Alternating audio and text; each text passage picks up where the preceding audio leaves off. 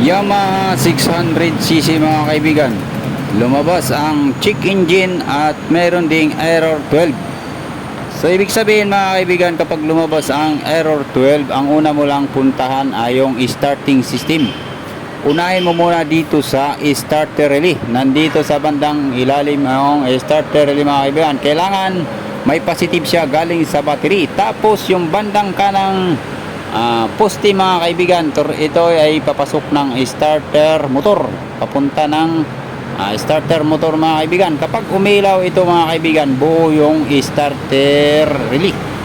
So dito naman sa dulo ng wire, papasok ito yan kaibigan sa starter motor. Kapag naglabas ito ng positive, tapos pindutin mo lang yung start button, ibig sabihin pag umilaw, kailangan mong i-check yung carbon brush, baka ubos na.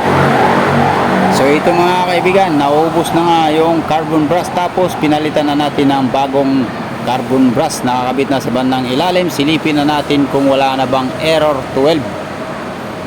So nakikita mo mga kaibigan, wala siyang problema sa ibang parte, kundi carbon brush lang ang problema.